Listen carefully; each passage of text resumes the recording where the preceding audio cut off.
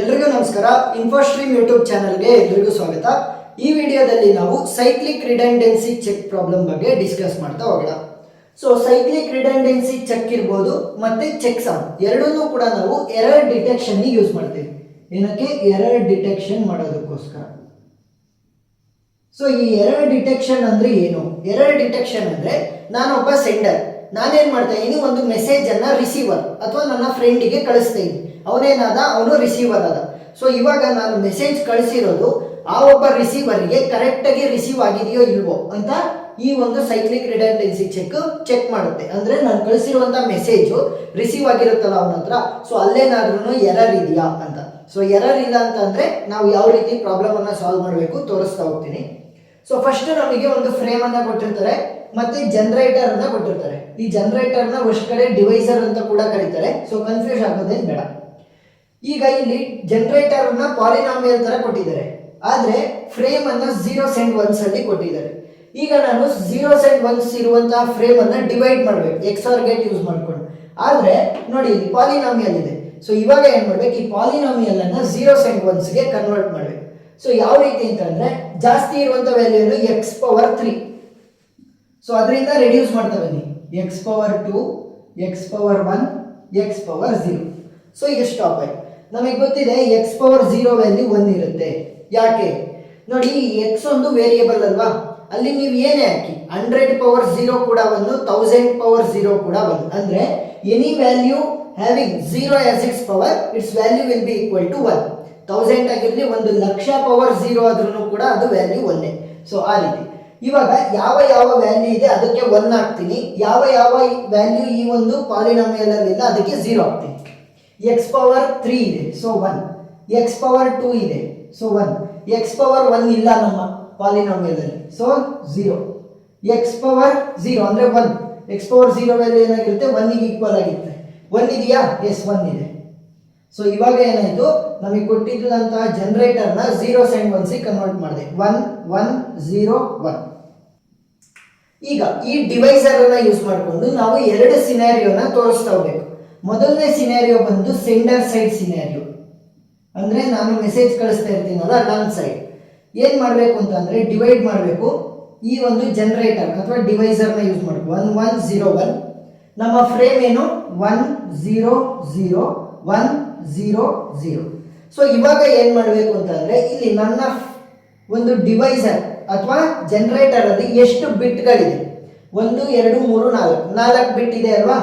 So n value is equal to 4.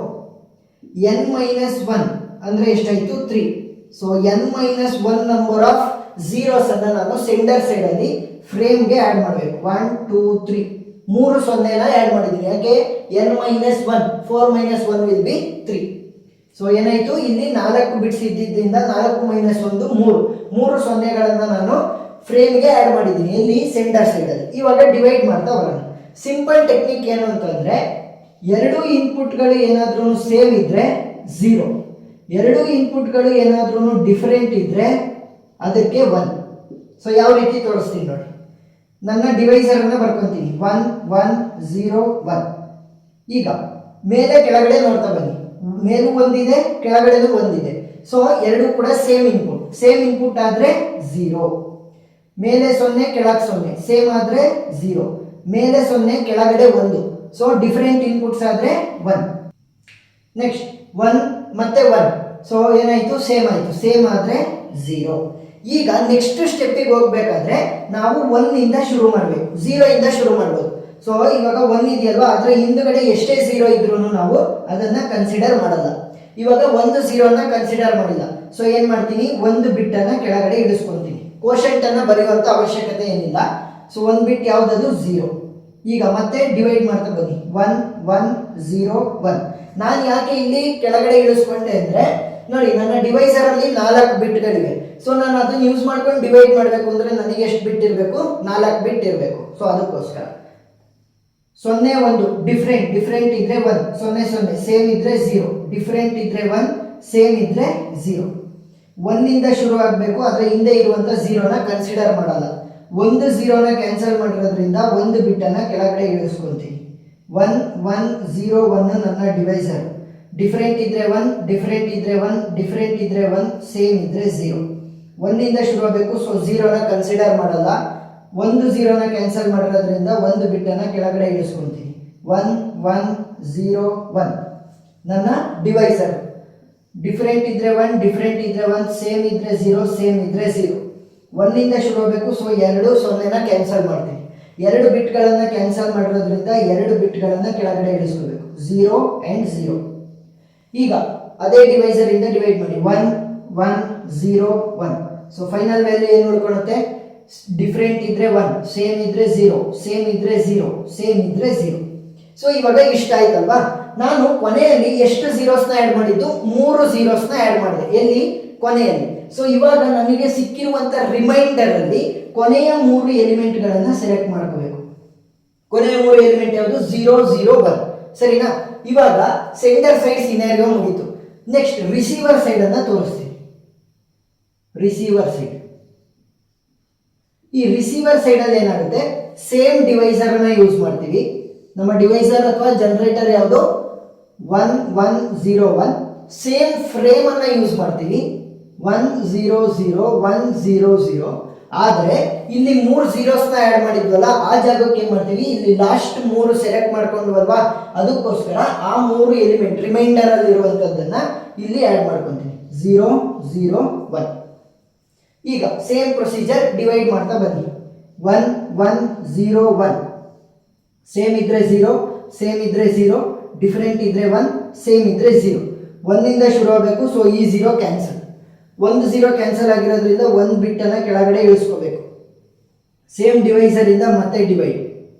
Different ಇದ್ರೆ 1, same ಇದ್ರೆ 0, different ಇದ್ರೆ 1, ಸೇಮ್ ಇದ್ರೆ 0. 1 ಇಂದ ಶುರು ಆಗಬೇಕು. So 1 0 cancel. 1 ಬಿಟ್ಟನ್ನು ಕೆಳಗಡೆ ಇಳಿಸ್ಕೊಂತೀನಿ. 1 1 0 1. ಡಿಫರೆಂಟ್ ಇದ್ರೆ 1, ಡಿಫರೆಂಟ್ ಇದ್ರೆ 1, ಡಿಫರೆಂಟ್ ಇದ್ರೆ 1, ಸೇಮ್ ಇದ್ರೆ 0. 1 0 ಕ್ಯಾನ್ಸಲ್. ಸೊ 1 ಬಿಟ್ಟನ್ನು ಕೆಳಗಡೆ ಇಳಿಸ್ಕೊಂತೀನಿ.